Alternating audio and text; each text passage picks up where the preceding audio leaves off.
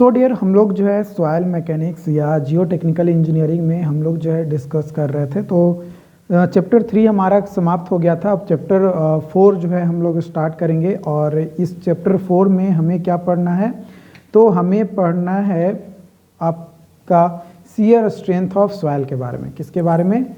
Shear strength of soil के बारे में जो है हमें पढ़ना है।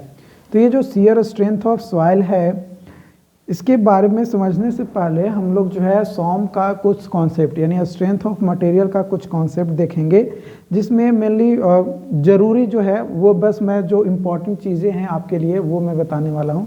ज़्यादा डिटेल्स में मैं नहीं इसमें घुसने वाला हूँ, क्योंकि ये चीज़ें ऑलरेडी आप स्ट्रेंथ ऑफ मटेरियल में पढ़ चुके होंगे। अगर नहीं पढ़े हो कोई बात नहीं, मैं आपको जब स्ट्रेंथ ऑफ मटेरियल का नया सेशन स्टार्ट करूँगा, नया क्लासेस लेना स्टार्ट करूंगा, तो उसमें इस सभी चीज़ों के बारे में मैं बताऊंगा। तो यहाँ पे क्या होता है कि सॉम के कॉन्सेप्ट में आपको प्रिंसिपल प्लेन है ना, minor principal plane, major principal plane, उसके बारे में आपको जो है पढ़ना है। ठीक है, तो यहाँ पे जो प्रिंसिपल प्लेन है वो आपको मेजरली समझना है। और ये कैसे समझ में आएगा? ये समझ में आएगा जब मोहर सर्कल आप पढ़ोगे। ठीक है, तो आपको वो उसमें सॉम में यानी स्ट्रेंथ ऑफ मटेरियल वाले लेक्चर्स में आपको अच्छे से समझ में आएगा। यहाँ पे बस छोटा सा मैं एग्जांपल बता रहा हूँ, है ना, मतलब थोड़ा सा कॉन्सेप्ट में बताने वाला हूँ। ये जो मान लो कि सॉइल सैंपल लिए है ना, रेक्टेंगुलर, तो इसमें जो है क्या होगा कि एक एक्स डायरेक्शन आएगा और एक वाई डायरेक्शन आएगा। दोनों डायरेक्शन में कुछ ना कुछ स्ट्रेसेस डेवलप होगा। तो जो स्ट्रेस डेवलप होगा, तो जिस एक्सिस के अलोंग कम स्ट्रेस होगा, है ना, तो एक शियर स्ट्रेस डेवलप होगा और एक परपेंडिकुलर स्ट्रेस यानी नॉर्मल स्ट्रेस डेवलप होगा। तो यहाँ पे जो स्ट्रेस आपका नॉर्मल स्ट्रेस होगा, अगर उसको निकालने के तो उसका फॉर्मूला हो जाता है sigma dash x is equal to sigma x cos square theta plus sigma y sine square theta plus 2 tau x y cos theta into sine theta.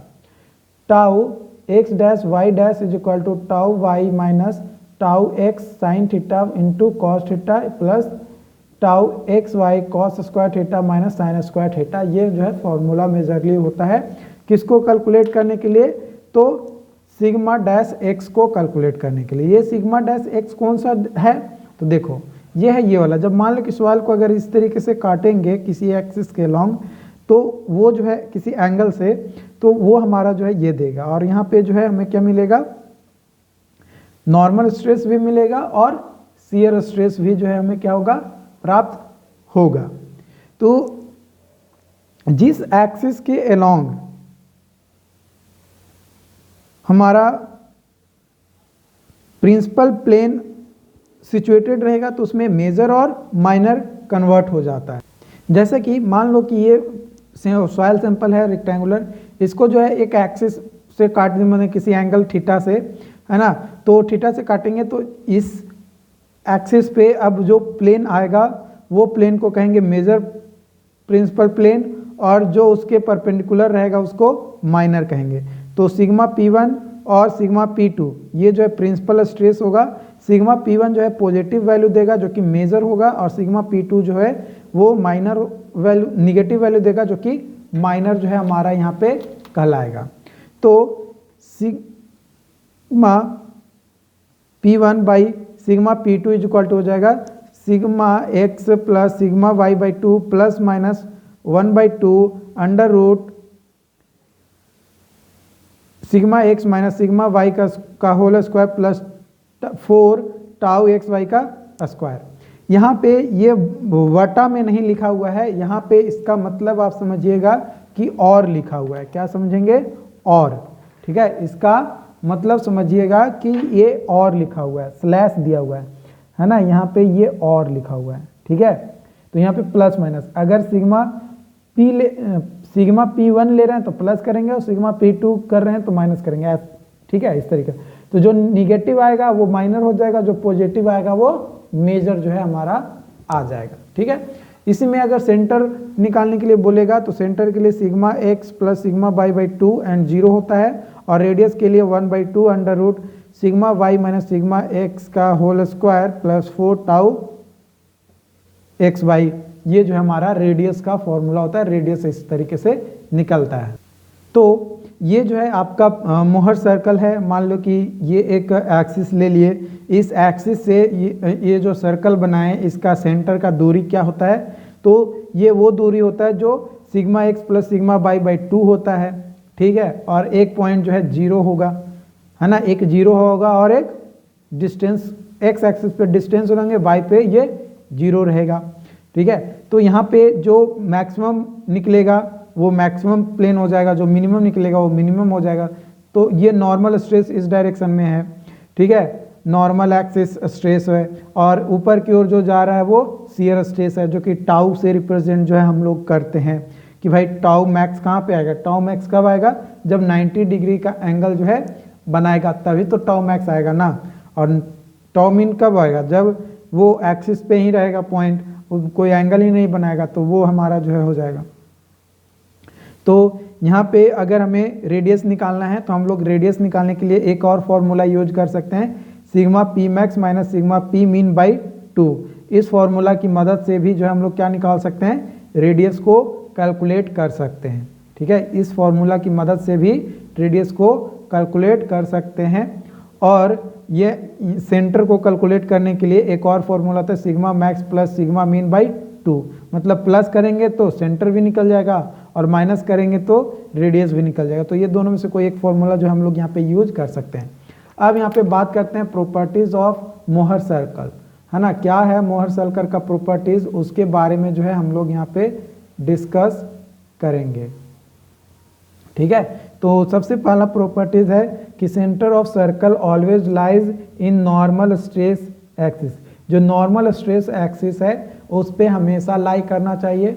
और दूसरा कि जो सर्कल है वो कट करना चाहिए नॉर्मल एक्सिस को, स्ट्रेस एक्सिस को at 2 point R and S, है ना, 2 पॉइंट पे कट करना चाहिए, ठीक है।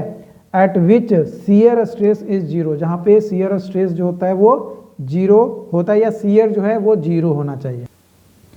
And normal stress is either maximum और मिनिमम, या तो मैक्सिमम होगा नॉर्मल स्ट्रेस या मिनिमम होगा, जिसे जो है प्रिंसिपल स्ट्रेस भी कहा जाता है। The radius of circle represent maximum shear stress. जो रेडियस ऑफ सर्कल होता है वो मैक्सिमम शियर स्ट्रेस को रिप्रेजेंट करता है। Tau naught is equal to sigma P max minus tau P mean by 2 हम लोग जो है कर देंगे, तो ये हमें क्या देगा, मैक्सिमम शियर स्ट्रेस का वैल्यू देगा, जो कि रेडियस के इक्वल भी होता है। यहाँ पे सिग्मा मीन कर देंगे, ये थोड़ा सा गलत है, टाउ मीन नहीं सिग्मा पी मीन होगा, ठीक है, उल्टा लिखा गया थोड़ा सा। उसके बाद अगला है, for the plane of tau max normal stress are equal and like makes 80 degree at the center of tau max is equal to 0, that is r is equal to 0, then point Mohr circle develop, that is sigma p max and sigma p mean are distributed in all direction। सभी direction में क्या हो जाता है, distribute हो जाता है। Tensile and compressive stress also, है ना, या तो टेंसाइल में या तो कंप्रेसिव में वो क्या हो जाता है, बिखर जाता है। यहाँ पे आप देख पाओगे ये फिगर में, तो sigma x is equal to sigma, sigma y is equal to sigma, तो चारों तरफ से लग गया sigma, and tau x y is equal to tau y x is equal to 0 जो है हमारा होता है। ये शियर स्ट्रेस का यहाँ पे कंडीशन है। सेंटर को रिप्रेजेंट करने के लिए 2 सिग्मा बाई 2 या 0, या फिर इसको कर सकते हैं सिग्मा एंड 0। रेडियस हो जाएगा हाफ, वो जो कंडीशन लिए थे चारों तरफ उसके लिए यह हो गया, तो ये 0 आ जाएगा रेडियस। एंड लेट मान लो कि सिग्मा इज इक्वल टू 2 है, तो सेंटर जो है 2 0 हो जाएगा, है ना, सेंटर जो है 2 0 हो जाएगा। इस तरीके से जो है रिप्रेजेंट कर देंगे, और ये पॉइंट ऑफ मोहर सर्कल को इंडिकेट करता है। तो पहले सेंटर और रेडियस आपको निकालना पड़ेगा, और उसके अनुसार जो है आप मोहर सर्कल को क्या कर सकते हो, रिप्रेजेंट कर सकते हो, ठीक। अब बात करते हैं principal plane. Principal plane the plane where value of shear stress is 0, वैसा प्लेन जहाँ पे शियर स्ट्रेस का वैल्यू जो है क्या हो, 0 होता है, तो उस प्लेन को प्रिंसिपल प्लेन कहते हैं। Principal stress the magnitude of normal stress on principal plane is called principal stress. Principal stress किसको कहते हैं, जिस प्लेन पे हमारा मैग्नीट्यूड जो होता है नॉर्मल स्ट्रेस का वो होता है, या फिर प्रिंसिपल प्लेन यानी जो जिस प्लेन पे शियर स्ट्रेस का वैल्यू 0 होता है उसको जो है प्रिंसिपल स्ट्रेस कहते हैं। ऐसे भी आप डिफाइन कर सकते हो। Representation of Mohr circle, Mohr circle का representation, this theory was first given by Mohr scientist in 1900, 1900 ईस्वी में मोहर्स के द्वारा ये जो रिप्रेजेंटेशन या ये जो थ्योरी है वो दिया गया था। It can be seen that there are 3 typical plane mutually perpendicular to each other on which stress is wholly normal or no shear stress act। 3 तरीके का प्लेन देखने को मिला था जब इन्होंने जो है अपना थ्योरी जब दिया उस समय इन्होंने ऑब्जर्व किया। It is graphical representation of normal stress and shear stress, ये एक ग्राफिकल रिप्रेजेंटेशन है किसका, नॉर्मल स्ट्रेस और शियर स्ट्रेस का। This method of easier than an analytical method, ये एनालिटिकल मेथड से इजी होता है ये method, because it gives the more accuracy value of normal stress and shear stress. More accurate value कर दो ज़्यादा अच्छा रहेगा, मोर एक्यूरेट है ना, एक्यूरेसी वैल्यू नहीं, मोर एक्यूरेट वैल्यू जो है हमें ये देता है, एंड शियर स्ट्रेस का भी जो है एक्यूरेट वैल्यू हमें प्रोवाइड करता है। साइन कन्वेंशंस की बात किया जाए तो साइन कन्वेंशन आपका यहाँ पे होता है, अगर क्लॉकवाइज शियर स्ट्रेस है तो positive, anti clockwise shear stress है तो निगेटिव, क्लॉकवाइज एंगल है तो पॉजिटिव, एंटी क्लॉकवाइज एंगल है तो निगेटिव। अगर ऊपर की ओर जा रहा है तो पॉजिटिव, नीचे की ओर आ रहा है तो निगेटिव, लेफ्ट की ओर जा रहा है तो निगेटिव, राइट की ओर जा रहा है तो पॉजिटिव। इस तरीके से जो है ये साइन कन्वेंशन जो है हम लोग लेकर चलते हैं। अब यहाँ से आपका जो है मेन चैप्टर जो है वो स्टार्ट होता है। बोला जा रहा है शियर स्ट्रेंथ। शियर स्ट्रेंथ क्या है, the resistance offered by soil grain against shear deformation. Shear deformation जब हो रहा होता है तो उस समय जो रेजिस्टेंस सॉइल के ऊपर किया जाता है, ऑफर किया जाता है कि भाई हम नहीं शियर होंगे तो डिफॉर्म नहीं होंगे, सॉइल कहता है कि हम डिफॉर्म नहीं होंगे, लेकिन इतना ज़्यादा रजिस्ट आ जाता है कि वो नहीं हम तो होंगे, तो दोनों के बीच में फाइटा फाइटी होता है सॉइल और उसके आसपास किस, मतलब एक सॉइल पार्टिकल दूसरे सॉइल पार्टिकल को कहेगा चल उधर, कहेगा ना हम ना जाएंगे, तुम चलो हम कहे जाएं, इस तरीके का, तो उसे जो है शियर स्ट्रेंथ कहा जाता है, जो स्ट्रेंथ ऑफर किया जाता है। द सॉइल में derived it's shear stress from the following parameters. कई सारे पैरामीटर्स है जिसके बेसिस पे हम लोग जो है शियर स्ट्रेंथ को क्या कर सकते हैं, डिराइव कर सकते हैं। पहला इंटरलॉकिंग बिटवीन मॉलिक्यूल, मॉलिक्यूल दो मॉलिक्यूल के बीच में, मान लो कि एक मॉलिक्यूल ये है, एक मॉलिक्यूल ये है, एक ये है, यहाँ पे है, यहाँ पे है, यहाँ पे, तो इस मॉलिक्यूल के द्वारा कितना इंटरनल लॉकिंग है मॉलिक्यूल्स के बीच में वो उस पर डिपेंड करेगा। Friction between molecules, rolls and slide, roll कर रहा है कि स्लाइड कर रहा है। इंटरेक्शंस बिटवीन मॉलिक्यूल्स, कोहेजन या एडहेशंस है, ठीक है। A coarse grain soil derive it's shear strength from interlocking and friction. जो कोर्स ग्रेन सॉइल होता है वो डिराइव किया जाता है, जो शियर स्ट्रेंथ होता है उसका वो इंटरलॉकिंग एंड फ्रिक्शन की मदद से होता है। वही अगर फाइन ग्रेन सॉइल की बात किया जाए तो ये डिराइव करता है अपना शियर स्ट्रेंथ को cohesion and friction, whereas pure clay derive their shear strength due to cohesion only. जो प्योर क्ले होता है सिर्फ और सिर्फ कोहेजन के कारण से वो अपने शियर स्ट्रेंथ को क्या करता है, डिराइव करता है। बट फाइन ग्रेन जो सॉइल है वो कोहेजन और फ्रिक्शन के कारण से होता है, और जो कोर्स ग्रेन होता है उसमें जो शियर स्ट्रेंथ डिराइव होता है वो इंटरलॉकिंग एंड फ्रिक्शन के कारण से जो है आपका होता है। कौन कौन से फैक्टर्स अफेक्ट करते हैं शियर स्ट्रेंथ ऑफ सॉइल को, तो सबसे पहला है स्ट्रक्चरल एनालिसिस। जो स्ट्रक्चरल अरेंजमेंट होता है सॉइल पार्टिकल्स का वो अफेक्ट करता है शियर स्ट्रेंथ, क्योंकि इसमें जो होता है क्या होता है कि इंटरलॉकिंग जो होता है सॉइल पार्टिकल्स का वो क्या होता है कि अलग अलग होता है। तो अगर स्ट्रक्चरल अरेंजमेंट अलग अलग होगा सॉइल पार्टिकल्स का तो उसमें जो वॉइड रेशियो होंगे वो भी हमारा अलग अलग वैल्यू जो है रिप्रेजेंट करेगा, मतलब डिफरेंट वैल्यू रिप्रेजेंट करेगा। तो जब डिफरेंट वैल्यू रिप्रेजेंट करेगा तो उसके बेसिस पे जो हमारा स्ट्रेंथ का जो वैल्यू होता है वो भी क्या होता है, डिफर करता है। ओके, एंड जो फ्रिक्शनल रेजिस्टेंस है, जो इंटरनल फ्रिक्शन है बिटवीन सॉइल पार्टिकल, वो रजिस्ट करता है शियर फ्रिक्शन को, जो भी सॉइल मास में है वो उसको। एंड फ्रिक्शन में slide friction and rolling friction both, है ना। ये जो फ्रिक्शन है दोनों में होता है, आपका स्लाइडिंग फ्रिक्शन हो चाहे रोलिंग फ्रिक्शन हो, दोनों में ये कंडीशन जो है हमें देखने को मिलता है। उसके बाद आता है कोहेजन। कोहेजन पे जो है ये प्रॉपर्टीज है सॉइल का जो कि होल्ड करता है सॉइल पार्टिकल्स को एक दूसरे को, तो उसको कोहेजन कहा जाता है। फाइन सॉइल में मोर कोहेजन होता है जैसे क्ले में, एंड कोर्स ग्रेन में लेस या वेरी लेस कोहेजन होता है या कोहेजन लेस होता है जैसे सैंड। तो for cohesion soil shear strength become strong, है ना। कोहेजन सॉइल में जो शियर स्ट्रेंथ होता है वो ज़्यादा होता है, और वही कोहेजन लेस सॉइल में बात किया जाए तो शियर स्ट्रेंथ जो है बहुत कम होता है या वीक होता है या नॉट स्ट्रॉन्ग कह सकते हैं, है ना। यहाँ पे आप लिख सकते हो या वीक, है ना, या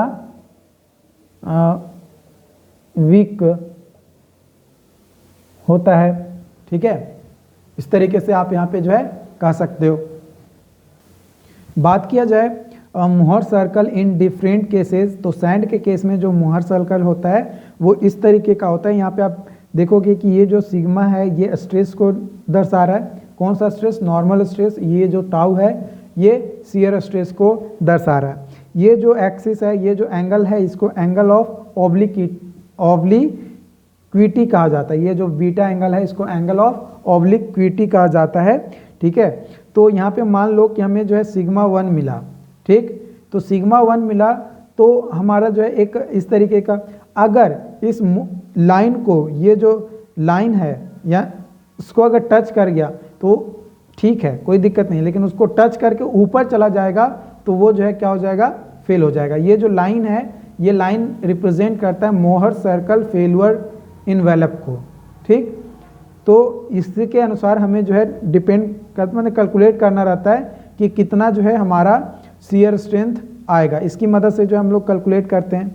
इसी तरीके से अगर हम लोग बात करें क्ले का, तो क्ले में जो है आपका मोहर सर्कल इस तरीके का होता है जहाँ पे शियर जो स्ट्रेंथ होता है वो बहुत ज़्यादा होता है, क्योंकि यहाँ पे जो बीटा मैक्स होता है वो 0 होता है या फाई इज इक्वल टू 0 हो जाता है इस कारण से।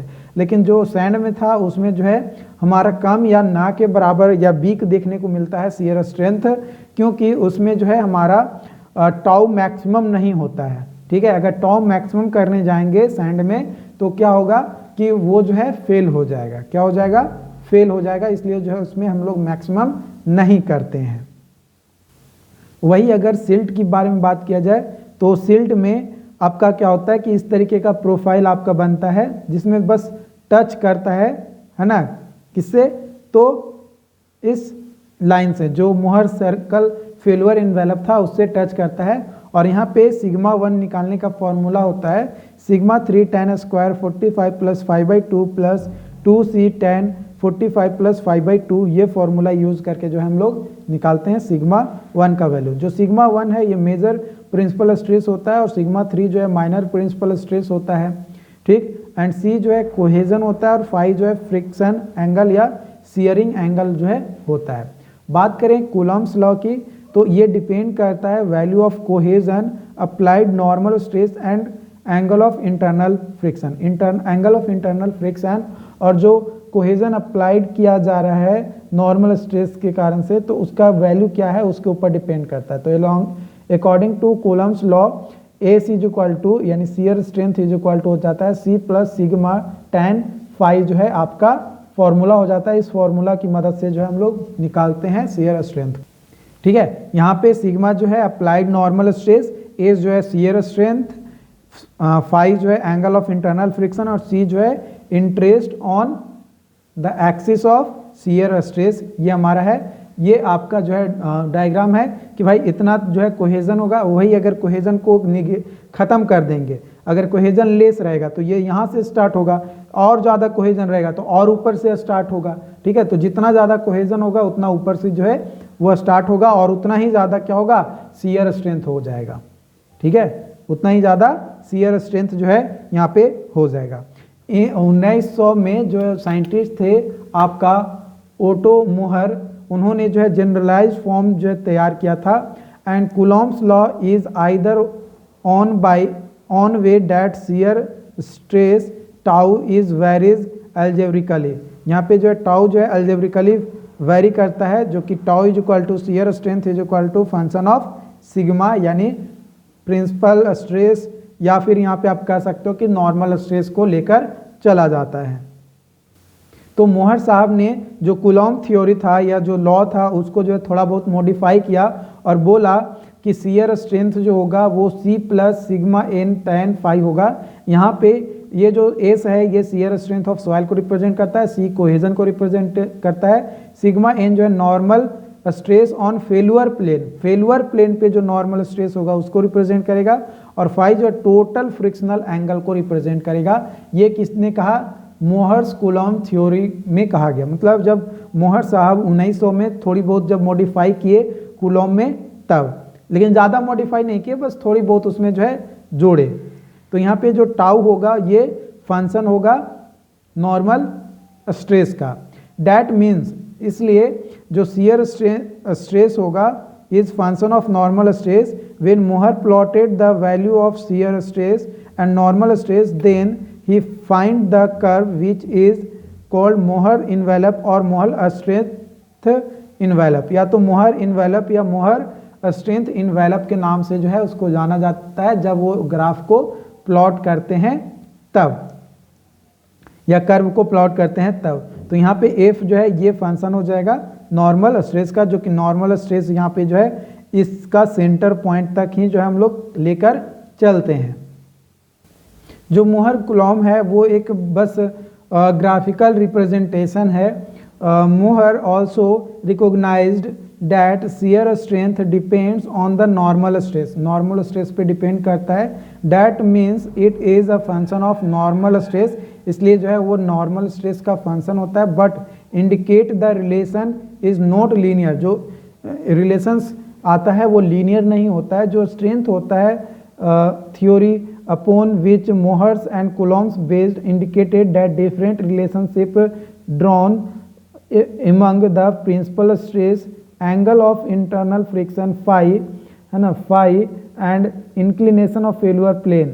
It seems that ये इस तरीके से जो है किया जाता है, और वो अलग अलग एंगल पे जो है क्या किया गया, ड्रॉ करके उन्होंने जो है क्या किया, चेक किया, और उसके बाद उन्होंने पाया कि for an ideal pressure friction material जो शियर स्ट्रेस होता है वो एग्जैक्टली टू जीरो होता है before applying normal stress, which is not possible in case of any soil. किसी भी सॉइल में ये पॉसिबल नहीं है कि शियर स्ट्रेस जो है एग्जैक्टली जीरो हो। कब? जब नॉर्मल स्ट्रेस हम लोग अप्लाई करना स्टार्ट करने वाले हैं या करने को हैं तब। ठीक है। दूसरा कि for an ideal cohesive soil, तो जो आइडियल कोहेसिव सॉइल होता है उसमें जो वैल्यू होता है शियर स्ट्रेस का वो सेम होता है for any value of normal stress. Normal stress का कोई भी वैल्यू हो उस पर जो है शियर स्ट्रेस का वैल्यू जो है सेम रहेगा। That means shear stress is independent of normal stress, इसलिए जो है यहाँ पे कहा जाता है कि वो नॉर्मल स्ट्रेस के क्या है, इंडिपेंडेंट है। जो कि यहाँ पे आप देख पाएंगे कि यहाँ पे जो प्योर फ्रिक्शन मेथड है, यहाँ पे क्ले आप देख रहे हैं, तो यहाँ पे जो है इंडिपेंडेंट है, चाहे कुछ भी लीजिए, शियर स्ट्रेस का जो वैल्यू है वो क्या होगा, सेम होगा। तो यहाँ पे मीन्स शियर स्ट्रेस का स्पेलिंग गलत लिखा हुआ है, तो आप स्पेलिंग सही कर लीजिए, शियर स्ट्रेस यहाँ पे जो है लिखा हुआ है। ठीक।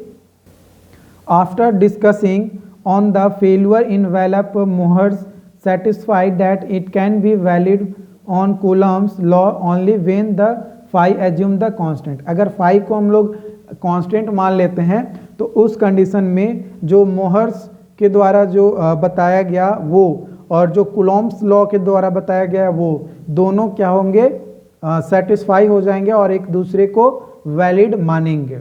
नहीं तो अगर फाई का वैल्यू चेंज होगा तो फिर एक दूसरे को कॉन्ट्राडिक्ट वो हमेशा करते रहेंगे। तो मोहर्स कूलॉम फेल्यूर थ्योरी, मैंने मोहर और मोहर्स कूलॉम जो दिए थे थ्योरी, उसका फेल्यूर का रीजंस क्या है।